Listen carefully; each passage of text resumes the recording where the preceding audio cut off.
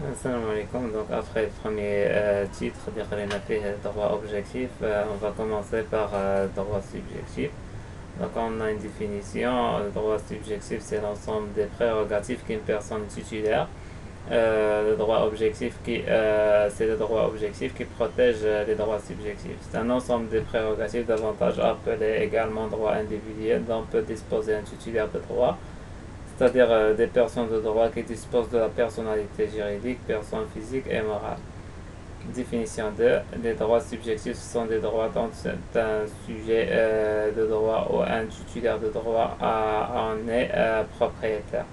Les droits subjectifs sont garantis et protégés par le droit objectif, appelé également droit positif. Il existe un certain nombre de droits subjectifs. Donc, les classifications de droits subjectifs, il y a les droits subjectifs extra-patrimoniaux et les droits subjectifs patrimoniaux. Donc, on va commencer avec les droits subjectifs extra-patrimoniaux. Définition par droit subjectif extra-patrimoniaux, on entend des droits dont est propriétaire un titulaire de droit, mais qui ne fait pas partie du patrimoine. Ils n'ont pas une valeur pécuniaire sous forme d'argent, c'est-à-dire qu'ils ne sont pas évaluables en argent, ce sont des droits liés à la vie de la personne. Il évolue au fur et à mesure de l'évolution de la personne concernée. Droits subjectifs extra-patrimoniaux ne peuvent pas être l'objet de transactions, ils ne peuvent pas être donnés à quelqu'un d'autre. Exemple, droit de la personnalité, droit à un nom, sont des droits liés à la personnalité de la personne, sont des droits qui naissent avec la personne. Droit de la famille, définition, sont droits dont dispose un individu suite à son appartenance à une famille. Exemple, droit de conjoint, droit des enfants, droit des parents, etc. Droit professionnel, par exemple, il y a droit à un salaire, droit à une information, droit à un congé pour les salariés, par exemple.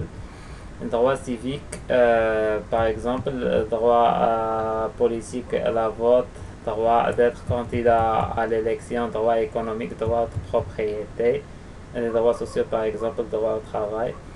Puis après les droits subjectifs extra-patrimoniaux, il y a les droits subjectifs patrimoniaux.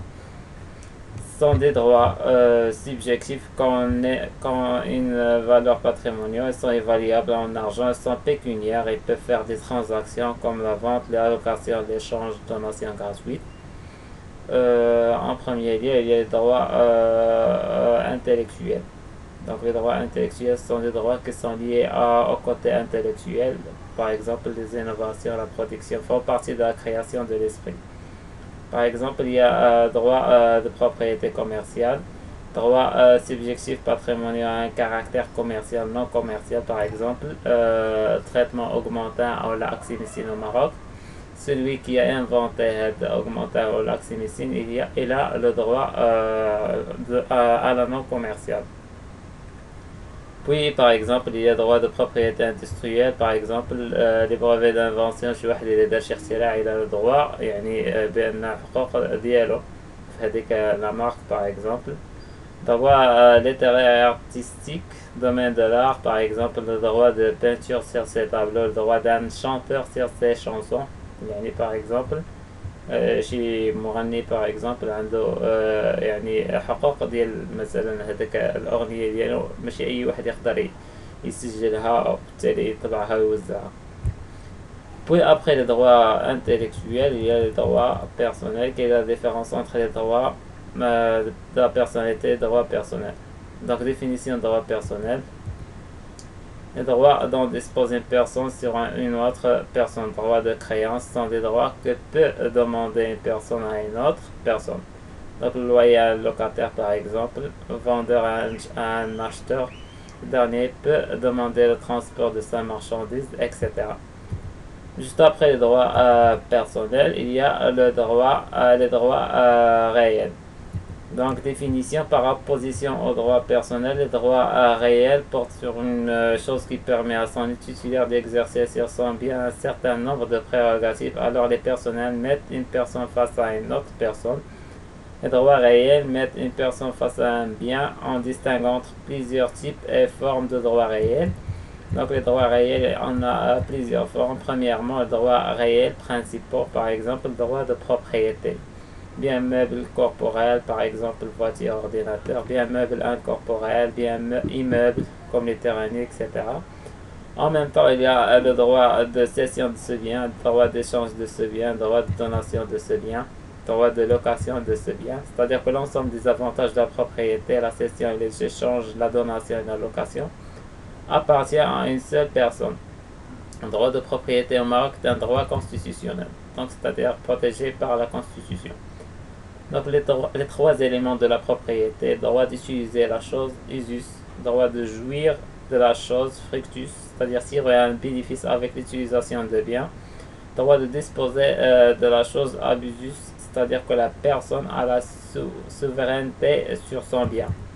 Si une personne ne détient pas l'un des trois éléments, donc il n'y a pas de pleine propriété, c'est-à-dire une personne partielle, le cas de donation.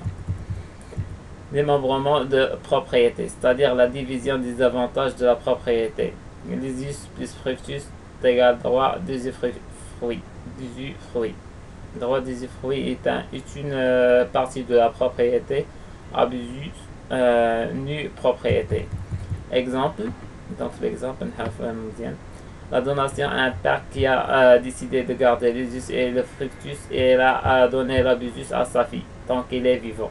Après sa mort, la fille va bénéficier de la pleine propriété, c'est-à-dire l'usus plus fructus plus l'abusus. L'amphithéose, c'est une location de longue durée, elle varie entre 18 ans et 99 ans. Exemple, location des terrains qui appartiennent à l'État à des investisseurs, la Côte d'Agadir par exemple, afin de créer des postes aux chômeurs. Après l'expiration de la date de location, l'État peut renouveler le contrat avec des mêmes conditions, avec des nouvelles conditions. Donc voilà le premier cas, la loi de propriété. Puis il y a réel, les droits réels accessoires aux sûretés réelles. Donc ce sont des droits qui ne sont pas principaux, c'est-à-dire ce n'est pas fructus, ni usus, ni abusus. Ce sont des droits dont une personne physique ou morale peut avoir sur une chose, bien meuble corporel, bien meuble incorporel ou bien immeuble. Les caractéristiques principales de ces droits, c'est qu'ils sont accessoires, c'est-à-dire sous forme de garantie, d'amana ou de sûreté que détient une personne sur un bien. Généralement, ce sont des droits d'anti-propriétaire, un créancier face à un débiteur propriétaire d'un bien. Exemple, achat d'un appartement à crédit, la banque demande une garantie pour faire face à des risques. Une de ces garanties que la banque dispose de l'appartement et le client est considéré comme un locataire. S'il ne paye pas la somme de loyer, la banque va vendre l'appartement à l'enchère publique, c'est-à-dire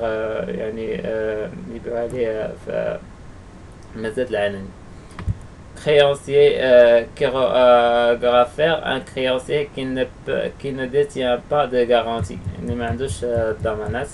Donc la banque jamais prête de l'argent sous forme de crédit sans contrepartie. Créancier privilégié, un créancier qui détient des garanties comme la gage, l'hypothèque, le nantissement. Garantie sur les biens, la gage c'est une garantie qu'on peut avoir sur un bien meuble corporel. Le créancier vous donne un bien luxe au débiteur. Si le créancier ne rembourse pas la somme, le débiteur peut vendre le bien. L'hypothèque, c'est-à-dire le débiteur, la banque inscrit l'appartement de client à son nom à la réservation foncière. Si le créancier, c'est-à-dire le client, ne paye pas, le débiteur peut vendre l'appartement à l'enchère publique. Nantissement, c'est une garantie qui se fait sur un bien meuble incorporel, un fonds de commerce comme garantie d'une entreprise pour avoir un crédit auprès de la banque. Les effets de la garantie, la protection de remboursement, droit de suite, c'est-à-dire le mutaba'a, récupérer une garantie, bien un meuble corporel que le créancier a vendu à une tierce personne C'est un droit que détient un créancier privilégié sur un bien, c'est-à-dire que le créancier a le droit de suivre son bien, même si le débiteur l'a fait passer à une autre personne dans le cadre d'une opération de vente ou de donation. Droit de préférence, il s'agit d'un droit que détient le créancier sur le bien objet de garantie lorsqu'il sera vendu à l'enchère publique, c'est-à-dire que le créancier sera le premier à être payé si jamais le bien est vendu. Donc voilà, deuxième titre, le droit subjectif, première partie. La prochaine fois, on va finir cours introduction à l'étude de droit. Ciao.